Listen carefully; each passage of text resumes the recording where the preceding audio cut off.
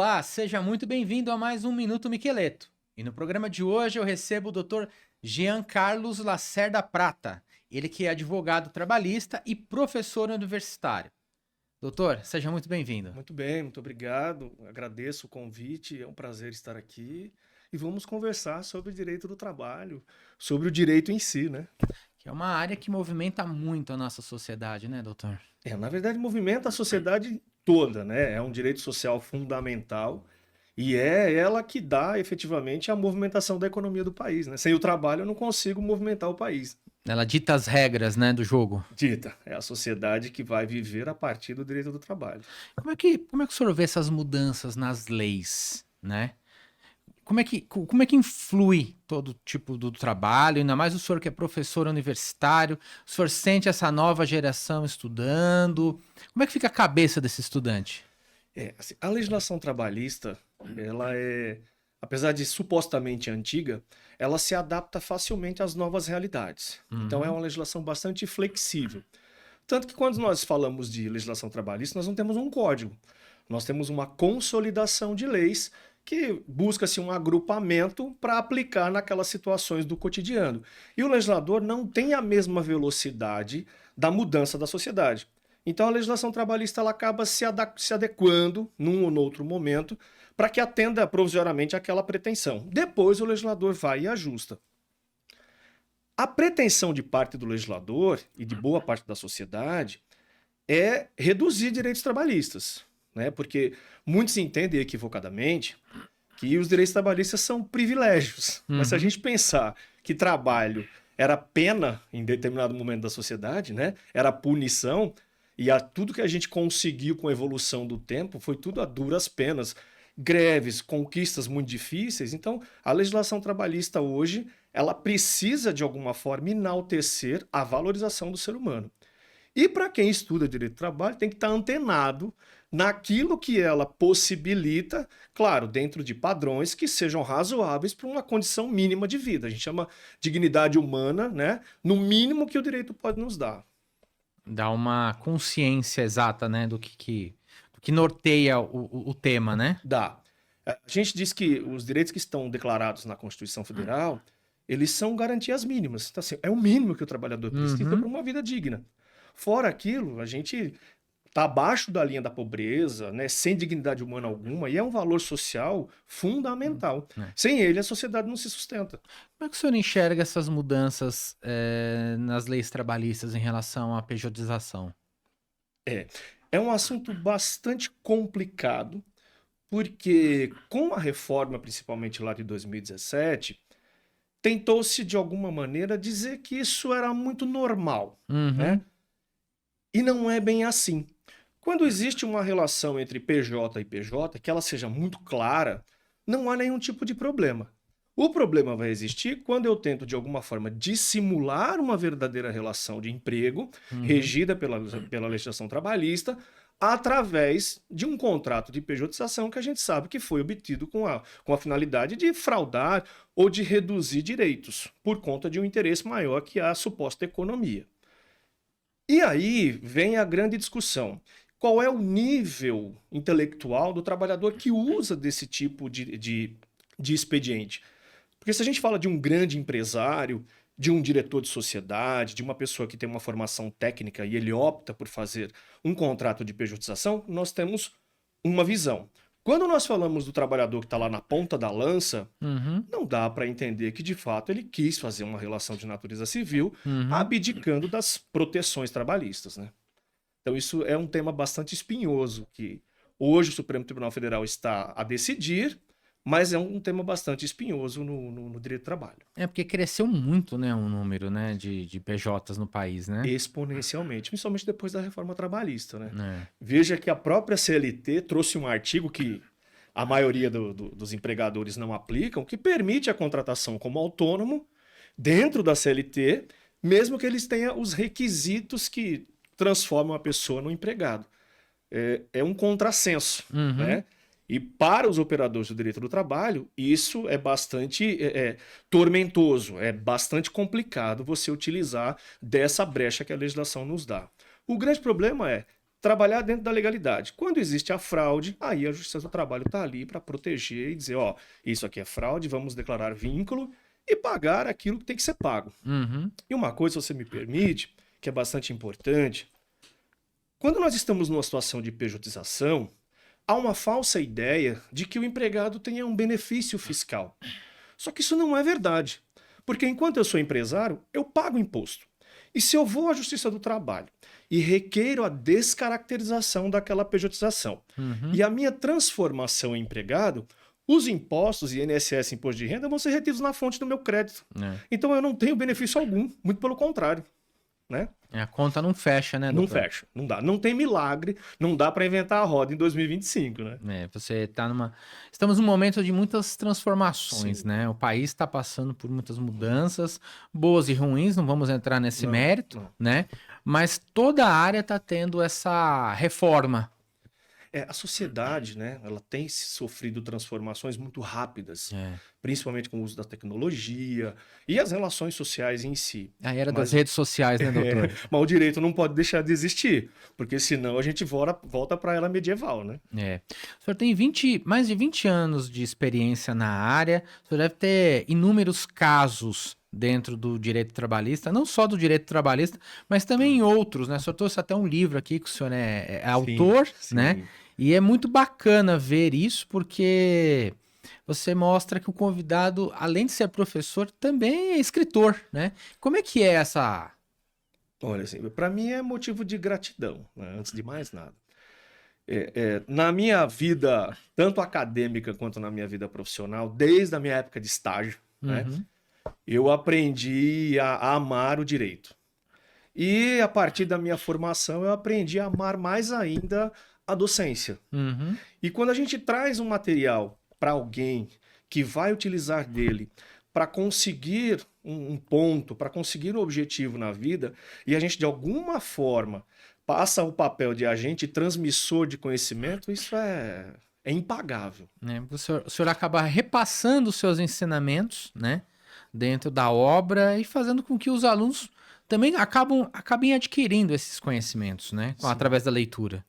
O mais bacana é quando a gente trabalha nesses livros, e esses livros são feitos a mais de 2 mãos, com certeza, porque ninguém consegue falar sobre tudo, é a preocupação em que o aluno entenda com uma linguagem técnica, mas que ele consiga acompanhar e absorver.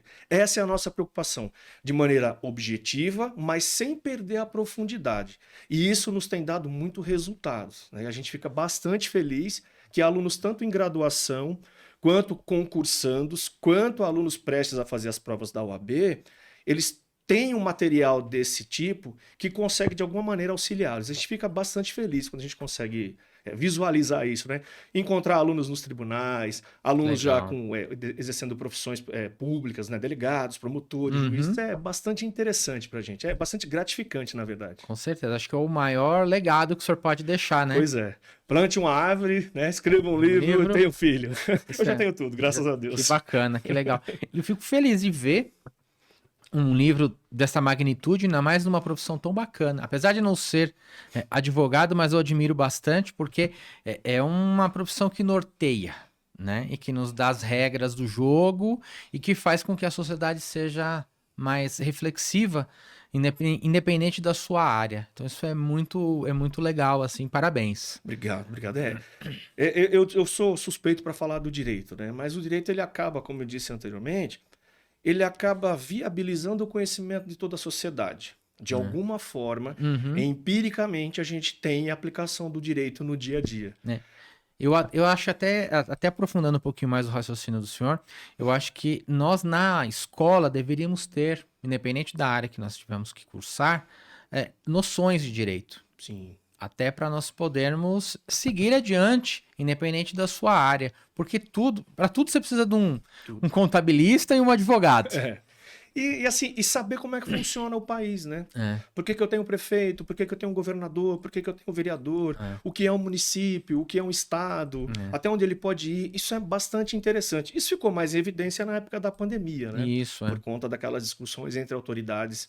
E isso acaba trazendo muito do direito em si, né? É, vão fazendo com que as pessoas melhorem o seu nível intelectual, Sim, mas também elas comecem a ter um pouquinho mais de visão geral sim. do como funciona a engrenagem do país, né? E é aquele conhecimento, né? O meu direito começa a partir do término do outro e vice-versa. Então, quando a sociedade tem noções básicas de conhecimento de regras pontuadas pelo legislador, ainda que ele não consiga pontuar tudo, a sociedade tende a viver melhor.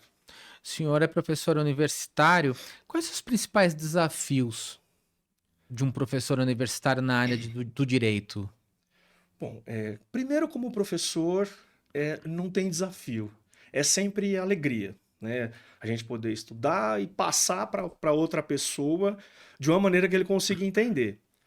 Mas o desafio hoje em dia no Brasil, de fato, tem o interesse do alunato, entender a maneira com que você tem que passar aquela informação sem trazer qualquer tipo de trauma, sem politizar, sem trazer opiniões que sejam muito antagônicas, sustentar opiniões e trazer para o aluno uma realidade que ele pode vivenciar. Né? Uhum. É mostrar para ele que, ó, esse é o caminho. Que seja próximo dele, Seja né? próximo. E o que um dia o professor Clóvis de Barros Filho, que eu aqui cito, né? Uhum. Você tem que ler, você tem que fazer o mínimo necessário É. para que você consiga alcançar aquilo que você quer. Pra você entender as coisas, né? Você não precisa se convencer, você precisa entender. Quais as principais mudanças que o senhor elenca desde a época que o senhor se formou, há anos atrás, e hoje? Porque mudou muito a área, né? E as percepções das leis, né? Passamos aí por diversos presidentes, mudanças de regime, enfim. Como é que são esses desafios, professor? Olha, eu ainda tenho legislações que são bastante antigas, mas Uhum, que elas ainda fazem frente no Brasil. Mas como a sociedade ela tem uma mutação muito rápida, o legislador precisa acompanhar. E o operador do direito, então, desde a minha época de bancos acadêmicos, eu ainda sou acadêmico, né? uhum, Porque eu ainda estudo, felizmente, mas nós temos uma noção de que é necessário que eu conheça o passado para uhum. poder acompanhar o presente. Porque senão eu não consigo fazer uma intensificação da evolução. Isso é bastante importante. Eu sempre trago para meus alunos: olha, vamos conhecer o antecedente para que eu consiga viver atualmente. Porque o que tem Perfeito. atualmente não surgiu do nada, né? Uhum. Ou ele faz uma melhoria evolutiva, ou ele faz uma modificação radical que a gente precisa até buscar em momentos anteriores para justificar que aquela modificação ela não é interessante. Eu preciso modificar e manter como estava antes. E isso é necessário. Mas com a velocidade das informações e às vezes o pouco interesse em aprender o passado, a gente tem um trabalho árduo aí. Né? É assim, não quero saber se a salsicha é gostosa, eu preciso saber como é que ela foi produzida. O processo de produção é muito importante. É, isso mexe um pouco com a agilidade que nós falamos anteriormente, Não né? tenha As dúvidas. pessoas já querem saber o resultado, mas não querem saber a constituição da sua história, né?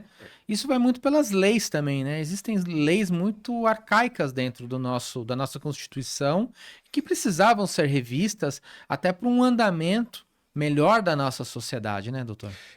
Quando a gente fala em modificação legislativa, vou fazer aqui o que eu costumo fazer para os alunos quando a gente fala em Constituição e leis, né? Uhum, Então a gente tem que pensar em forma de pirâmide. Então na ponta da pirâmide está a Constituição Federal, que a nossa atual é de 1988. Então o que acontece? Quando surge uma nova Constituição, em regra, tudo que nós temos antes dela deixa de existir. Entretanto, a Constituição ela tem validade de um dia para o outro. E não dá para a gente mudar a legislação toda.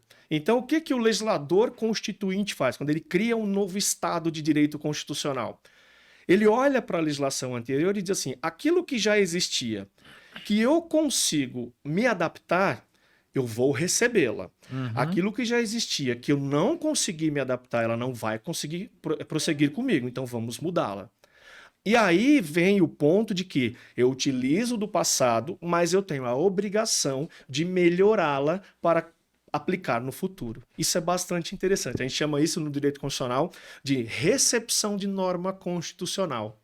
E a partir da sua criação, tudo que vem de novo tem que ser de acordo com aquela nova regra. É como se fosse um celular novo, né? Eu tenho um celular novo, nem sempre eu vou aproveitar todos os aplicativos nele, porque eu tenho lá restrições. Com as normas constitucionais, com o direito brasileiro, é assim também. Como é que funcionam essas mudanças? Como é que o advogado, o parlamento, o direito, ele visualiza que aquela lei precisa ter uma adequação para os dias atuais?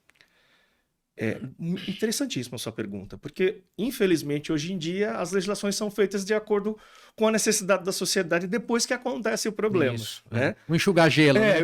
O enxuga-gelo. O correto seria sempre trabalhar no preventivo. Porque, assim, o nosso texto previsto na Constituição, ele é o texto maior, ele é o ponto de partida para tudo. Com um país legislativamente forte e sério, vamos buscar a adaptação e a melhoria daquilo que já tem, e aquilo que falta, nós precisamos fazer um prognóstico para que a gente consiga agir gradativamente, trazendo aquelas novas realidades. Perfeito? Isso não acontece. Infelizmente, eu preciso acontecer o evento para depois eu, a toque de caixa, fazer uma legislação do dia para a noite, e aí a qualidade acaba se perdendo, e aí vem a intervenção do Supremo Tribunal Federal, e aí a sociedade acha que o Supremo faz de um jeito que não deveria, que é o controle, né? Lembra que eu falei agora há pouco? Sim. A Constituição atual, ela tem um antivírus. Então, aquilo que eu lanço vai passar pelo antivírus. Se o antivírus constatar uma irregularidade, ela vai dizer, Supremo, dá uma olhada no que está acontecendo aqui.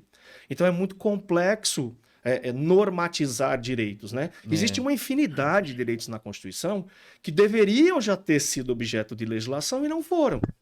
Que são normas que a Constituição diz, o legislador vai criar, mas ele não cria.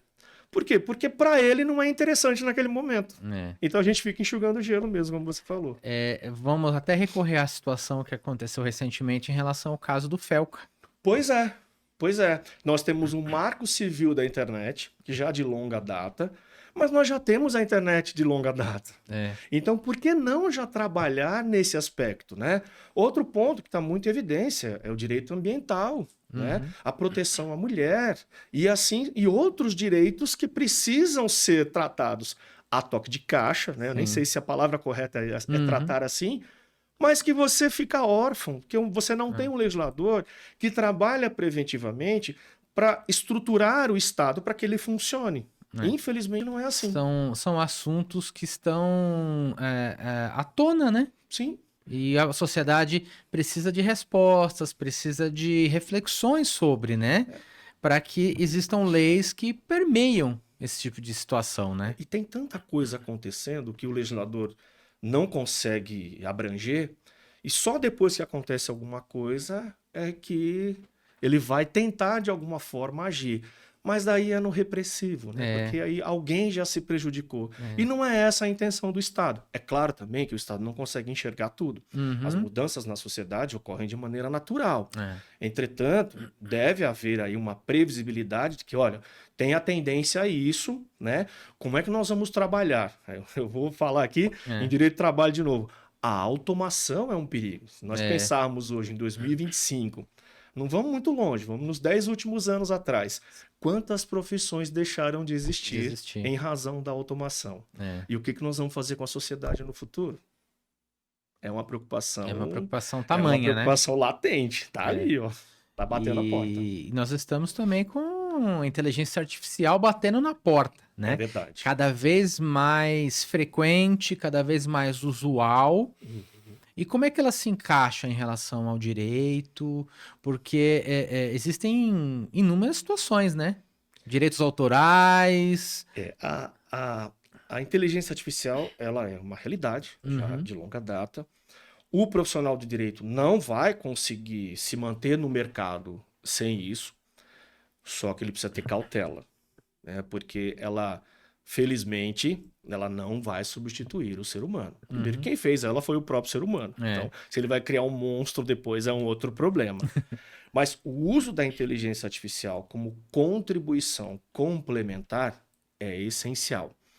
Agora, a maneira com que você usa, você precisa saber qual é o ponto de moderação para você utilizar a inteligência artificial. E a gente tem visto aí nos tribunais, né, juízes com não sei quantas mil sentenças, todas da inteligência artificial. Advogados que utilizam nos seus recursos decisões que não existem. Né? Você conta a história para a IA, ao invés de você raciocinar e fazer uma petição a partir do seu raciocínio e pedir para ela melhorar, não, você conta a história para ela, ela faz bonitinho, você não lê e manda embora. Vai chegar num momento que os problemas existentes na relação jurídica vão começar a surgir e a responsabilidade do profissional é muito grande. E no que diz respeito à questão dos direitos autorais, realmente, né, quando a gente pega trabalho de TCC, escreve um livro que passa por determinado filtro, olha, tá aqui, tá ali, não deu crédito, ou trouxe informação que não existe. É complicado você conseguir visualizar como é que se vai fazer o controle para que o uso não se torne abusivo. O uso excessivo, tudo bem, é uma consequência. Agora, o uso abusivo pode ser um problema. Se a sociedade enxergar que ela é uma ferramenta de auxílio, ótimo. Com certeza. Né? Agora, se a sociedade enxergar que ela vai tomar decisões, daqui a algum tempo teremos a doutora IA, né? Pois é, a doutora IA. E eu faço aqui, se você me permitir, e não é uma crítica, né? O que nós temos hoje no mundo jurídico, no mundo do acadêmico, o diferencial hoje dos cursos é o presencial. É o presencial. Não é mais o EAD. É claro que os cursos à distância te dá o conforto do seu lar, para você ver no momento que você desejar. Mas a nossa sociedade é extremamente cansada. Principalmente onde nós estamos, em grandes centros, as pessoas não têm vida. Você precisa adequar. Você precisa adequar o e você aprendizado. não consegue. Aí você não consegue, então você não consegue otimizar. Então, a mescla entre uma parte e outra é extremamente interessante. O modelo híbrido ele é muito bom. Muito. Porque você tem disciplinas em que você possa cursá-las, né, no conforto da sua casa, estudar, de uma boa, mas você precisa desse diálogo permanente. Sim. Então, por exemplo, você tem uma palestra com o senhor ministra um curso e tal, isso é muito bacana, o aprendizado, o networking, enfim, isso aumenta, né? E você também consegue diminuir os custos, né? Sim, certamente. Mas não é só o custo. É aquilo que você vai oferecer de qualidade, porque a informação tem que chegar com qualidade, e obviamente que muitas vezes chega, mas a pessoa que recebe, ela não tem a mesma qualidade por conta de uma série de fatores, né, que muitas vezes não diz respeito à própria instituição. Mas o híbrido, e desde que as disciplinas se conversem, só melhora, só evolui. Eu acho que é um modelo interessante, que deveria ser estudado, né? Para exatamente ter um ponto em comum aí. Eu acho que em todas as áreas deveria ser assim. Eu ia te perguntar uma coisa. Dentro do seu livro, o senhor fala sobre o exame da ordem. Isso. Cara, o famoso exame da ordem. Tem advogado aí que já fez 5, 6, 8, 10, tá há anos para tirar o exame. Como é que funciona isso? Como é que é psicologicamente na cabeça desse cara? Primeiro... Eu não tive que passar porque eu sou jornalista, entendeu? Mas não é uma profissão das mais fáceis. Não é das mais fáceis. Então, assim, primeiro que o objetivo do livro em si é trazer para o aluno a possibilidade dele estudar de maneira mais objetiva, né? É um livro bem objetivo, para que ele estude junto com uma matéria mais densa. É o que eu digo para o acadêmico lá da graduação. Falou, ó, compra um material clássico e compra um material objetivo, que daí você vai complementar o conhecimento. Um auxílio, né? Aqui você está no 7º semestre, 8º, 9º, eu quero todas as informações lá do 1º, 2º, que eu não tenho como buscar tudo. Então eu vou te dar isso, vou te dar este caminho para que você consiga reestruturar. O exame da OAB, primeiro que é decorrência de uma autorização constitucional, né? Lá no artigo 5º da Constituição, no inciso 11, há a declaração de que você pode exercer qualquer trabalho, ofício ou profissão nos termos da lei. Vem a legislação e diz assim, ó, você faz 5 anos de direito sem problema algum, mas você precisa ser testado. E esse teste vai se pautar desta forma. E eu ouso dizer, e aí que não me xinguem, que de um momento para cá, ou de um momento anterior, o exame da ordem era mais difícil do que é hoje. Eram 3 fases. Nossa. Hoje são 2. E eu costumo dizer às vezes para os alunos, e mais com uma questão de incentivo, falar, ó, passar na UAB é como fazer 18 anos e tirar a habilitação. Tá? Você tem aquele sonho, sair, acabar os 5 anos de faculdade e passar na UAB. Todo mundo tem capacidade disso, mas precisa de dedicação. Uhum. Né? Eu sou da opinião que toda profissão precisava de um teste, né? Não um teste avaliativo, na verdade, Uhum. de uma necessidade de que o Estado diga, ó, você tem aptidão. Uma Não é uma chancela, prova, né? não é uma prova que vai te dar essa aptidão, né?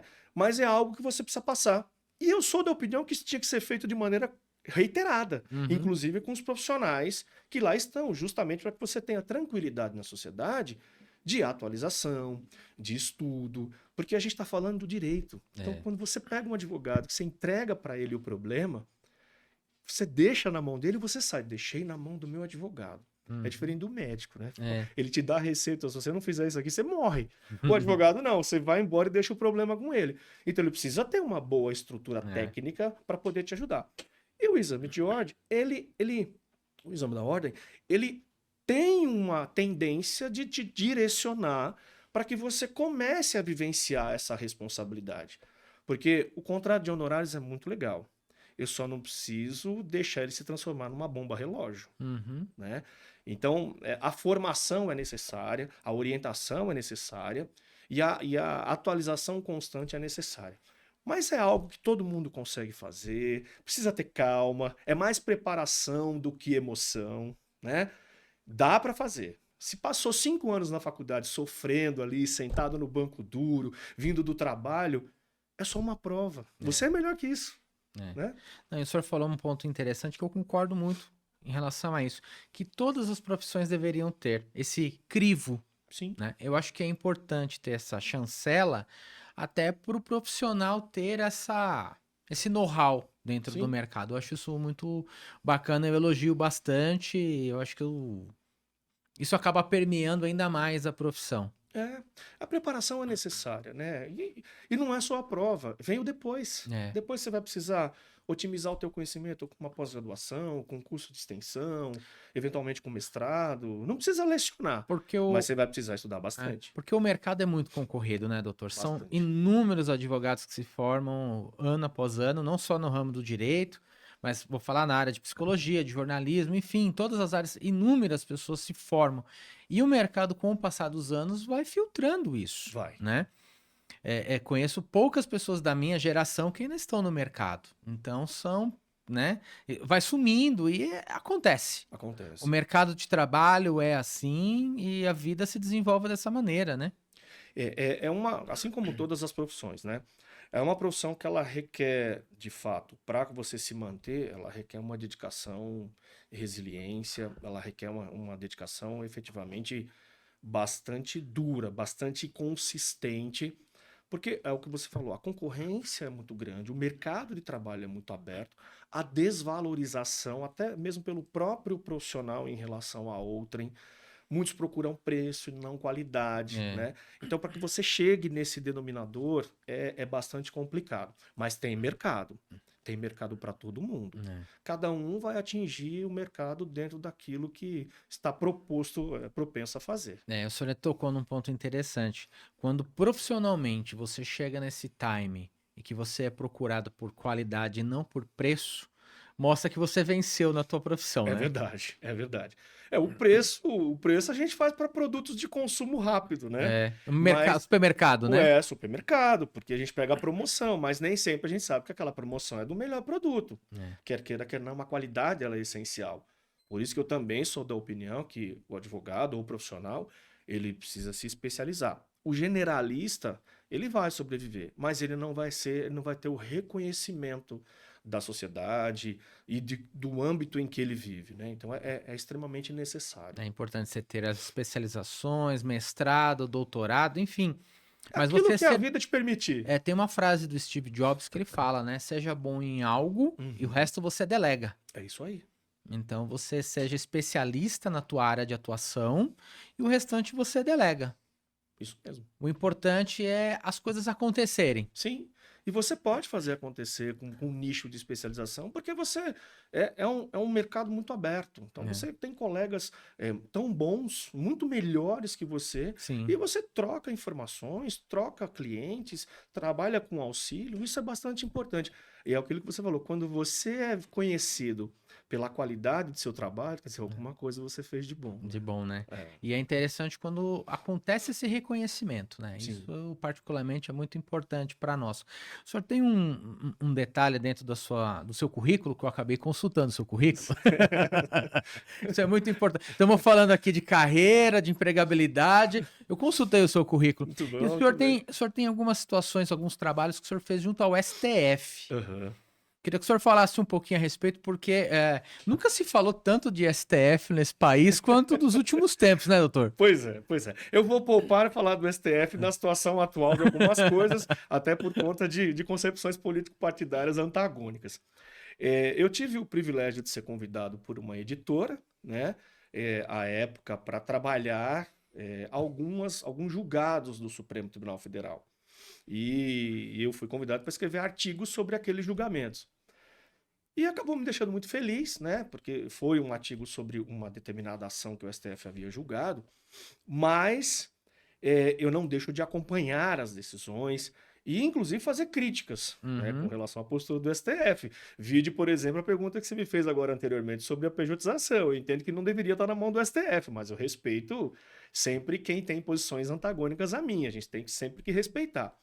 E nessas andanças, né, quando a gente faz esses comentários aos julgados, a gente acaba observando a qualidade do que vem de lá. Uhum. Né? Porque não só os ministros, mas como seus respectivos auxiliares, é um nicho de conhecimento jurídico que é absurdo. Né? E é muito interessante. É a atividade jurídica de gente grande. Mas isso me deixa muito feliz. Isso é muito bom. Esses termos jurídicos, o famoso juridiquês, não atrapalha a compreensão da sociedade? Atrapalha. Eu uso também um jargão dizendo que o vocabulário juridiquês ele é muito pobre. Se fosse um vocabulário rico, a sociedade tinha tranquilidade em reconhecer. Mas assim, quando você lê um artigo de lei, não é a coisa mais fácil. Né? O que a gente tem que fazer como operador? Tentar transformar aquilo na linguagem para aquele que tem conhecimento leigo conseguir entender. Porque tem coisa que eu não vou conseguir transferir nunca. Mas tem palavras, você vai falar pacta sunt servanda, obrigação ao próprio terreno. O que é isso? Né? Recentemente nós tivemos o julgamento do ex-presidente Jair Bolsonaro que foi mostrado para todo mundo, Sim, né? sim. E todo mundo parou para assistir, não só para ver o que ia acontecer, se estava torcendo para um ou para outro, porque virou um Corinthians e Palmeiras o negócio, mas toda aquela magnitude e as leituras, né? Por exemplo, o Dias Toffoli ficou um dia inteiro votando. O Fux. Ficou o dia inteiro votando. Então, fica naquela situação. E quem é leigo, quem não tem essa compreensão, fica perdido. Fica porque a linguagem jurídica, como o intuito dela é ser técnico, muitas vezes as palavras utilizadas no dia a dia, elas necessariamente precisam ser substituídas. E isso acaba, no cotidiano do operador de direito, sendo algo comum. Mas a gente tem que saber que a sociedade nem sempre consegue fazer isso. De novo, eu dou um exemplo para os meus alunos. Então, em algumas situações, a gente procura ter o vocabulário mais rico, e eu digo para eles, eu não me incomodo em ir até vocês, mas eu quero que vocês venham até onde eu estou, porque você, de alguma forma, vai enaltecendo o teu conhecimento. Então, muitas vezes, no âmbito, você tratar determinados assuntos com palavras técnicas vai demonstrar o teu conhecimento. Mas o juridiquês de fato, é algo bastante complicado, que você só vai aprender com leituras. Às vezes é bom comprar um dicionário, mas o dicionário ele tem a palavra e o sentido, a palavra e o sentido. Diferente de que numa leitura de um determinado livro, uma determinada obra, você vai observar que a pessoa troca uma palavra do cotidiano, que caberia tranquilamente, para que Uhum. ela dê diversos sentidos, que nem sempre aquela palavra do cotidiano ela vai te dar. Deixa eu te perguntar, o senhor tem um currículo extenso. O senhor escreveu livro, o senhor é professor universitário, o senhor advoga. Sim. O que te dá mais prazer dentro da especificação da tua área? Eu posso responder que é um pouco de tudo? Porque assim, senão eu não faria nada, nem eu escolheria. Mas advogar é minha vida, né? Eu aprendi desde a minha época de estágio, a duras penas, né? Uhum. Fazendo estágio, indo para a faculdade de segunda a sábado, vendendo o almoço para pagar a janta. Tive pessoas que se dispuseram em me ensinar. Eu sou da época de datilografia. Eu digo para os meus alunos que, enquanto eu era estagiário, eu não tinha computador, eu era de datilografia, e o meu Uhum. chefe, que me ensinou muitas coisas na época, falou: "Ó, aprende a escrever aí primeiro à mão, depois datilográfico." E quando eu tive meu primeiro computador no escritório, eu não tinha nenhum arquivo de exemplo. Ele falava para mim: "Você não fez tudo na máquina por É, 2 anos? Agora você cria os seus." é, Né? Isso me trouxe bastante carga de parar hoje à frente do computador e não usar a IA. é. Né? Eu não me incomodo de sentar e reescrever minhas peças Uhum. todas. Eu gosto bastante disso. A atuação acadêmica, eu sou filho de professora. Né? Minha mãe é professora aposentada, professora municipal, lá no interior de Pernambuco. E eu aprendi que você conseguir trocar informações com alguém e de alguma forma você poder melhorar a vida de outra pessoa, isso não tem preço. E escrever, quando eu tive o meu primeiro convite lá, muitos anos atrás, de um colega meu que é juiz, eu tive o prazer de escrever com ministros que depois se tornaram meus professores no mestrado, inclusive um foi meu orientador. Quando eu observei que eu consegui traduzir de alguma forma para que um determinado público possa ler, porque eu não tenho livro só para o direito, eu tenho livro para Hum, curso de administração. hum, Então, esse tipo de comportamento assim só me enriquece. Isso fica muito evidente. Às vezes eu vejo os meus filhos, né, conversando, e aí é muito orgulhoso quando eu vejo um filho, esse livro é do meu pai escreve, meu pai faz bacana. audiência. Isso me deixa bastante orgulhoso. Então, é Le- um pouco de cada mesmo. legal. Que dica que o senhor daria para os novos profissionais? Não desista de você. Né? Se prepare, é difícil, mas não desista de você, já que você se propôs em fazer o curso de direito, ou seguir aquela profissão, vai até o fim, vai dar certo. Não vai ser fácil, mas vai dar certo. Faça bem feito, né? Sempre. E ainda que você faça mal feito, você vai aprender, desde que você aprenda, né? Porque nem sempre você vai conseguir fazer do jeito que as pessoas gostariam. Legal, doutor. Vamos para o nosso quadro Tiro Curto, Jogo Rápido, com perguntas e respostas dinâmicas, tá? Vamos lá. Bom, vamos lá. OAB é um filtro necessário ou é um obstáculo? Filtro necessário, com certeza. Né, falamos bastante aqui sobre Filtro isso, né? necessário. A sociedade precisa de profissionais que ela pode ter credibilidade e confiança. O STF, é mais político ou mais técnico? Híbrido. O STF é um tribunal, posso falar com tranquilidade, contra-majoritário. Jogar para o time que está ganhando é muito bom. Eu quero ver como você jogar para o time que está perdendo. Então vamos lá, buscar rapidamente homofobia, casamento homoafetivo, proteção da mulher, crianças, idosos. Então são decisões contra-majoritárias. E o Supremo tem enfrentado, desde longa data, esses temas. Então, ele é um tribunal híbrido porque ele guarnece a Constituição, tem o papel jurídico, mas ele também age politicamente. Até também é seu papel, que a gente tem um sistema no direito constitucional que chama sistema de freios e contrapesos. Um Uhum. poder fiscaliza o outro. Em tese não intervém, mas um poder tem que fiscalizar o outro. Ser professor é uma missão ou é uma profissão para o senhor? Acabei de falar no meu post semanal de sexta-feira. Ser professor para mim é uma missão. Posso dizer até que é uma missão divina. Me deixa assim extremamente feliz. É um prazer, né? Passar os ensinamentos, né? Eu não sei se é só prazer, né? Acho que eu não Uhum. tenho adjetivos para dizer o quão bom é ser professor. Um hobby que recarrega as suas energias. Mototerapia. Puxa Eu sou vida. motociclista raiz, Olha que né? legal. Eu sou motoqueiro, não tem problema de me chamar.